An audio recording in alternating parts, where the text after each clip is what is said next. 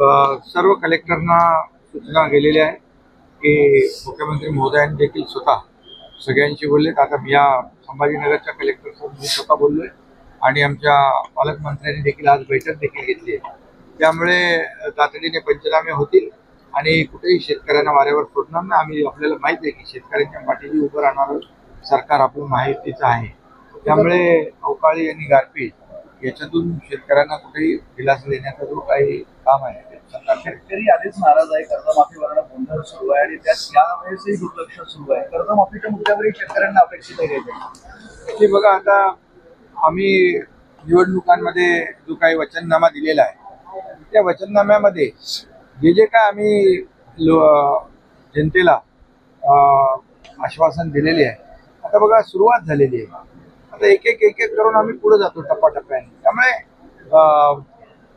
आणि आपण लाडकी बहीण योजना, त्याचं येणारं सगळं काही आपल्याला लागणारे पैसे, विकासाला पैसे, ज्या योजना सुरू आहेत त्या सुरू ठेवण्याला पैसे, हे सगळं करता करता आपण जे आम्ही बोललोय, जे आम्ही निवडणुकीला वचननाम्यामध्ये जे मुद्दे आम्ही आणि जी आश्वासन दिलेली आहे ते आम्ही टप्प्याटप्प्याने पुढे पार पाडतो। कर्जमाफी हा प्रिंटिंग मिस्टेक, आमचं प्रिंटिंग मिस्टेक करणारं सरकार नाही।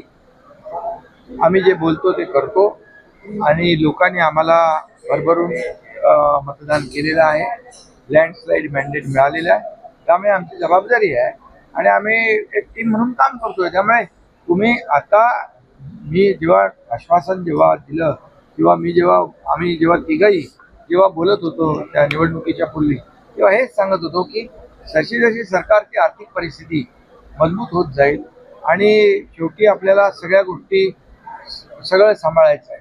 आज सरकार विकासाचे प्रकल्पही करायचे आहेत।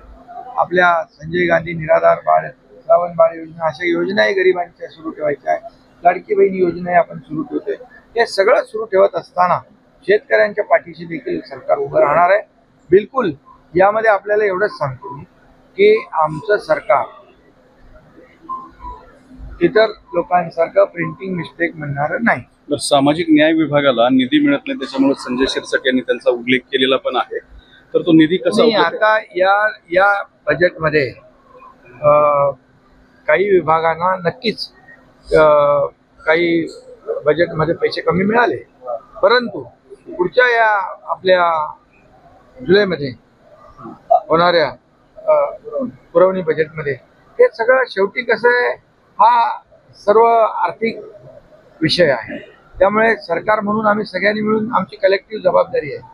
कुठल्याही डिपार्टमेंटवर अन्याय करण्याचं कुठलीही भावना सरकारची नाही, भूमिका नाही। आणि आता कमी मिळाले असतील बऱ्याच सगळ्याच डिपार्टमेंटला काही पैसे आपल्याला थोडी काटकसर करावी लागली आहे, परंतु पुढे ती भरून काढली जाईल। अजित पवार आणि शरद पवार एकत्र येण्यासाठी बैठक सुरू आहे।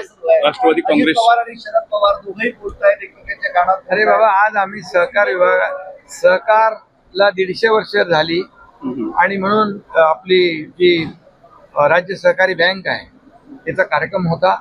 मी होतो तिकडे, शरद पवार साहेब होते, अजित पवार जी होते, मुख्यमंत्री जी होते, गडकरी साहेब होते। त्यामुळे तो 150 वर्षाचा मोठा कार्यक्रम होता। त्या कार्यक्रमानिमित्त आम्ही सर्वजण एकत्र आलो होतो। त्यामुळे आता तुम्ही सहकार वाढत चाललाय, पण गेली काही दिवस सहकार जास्त वाढत चाललाय।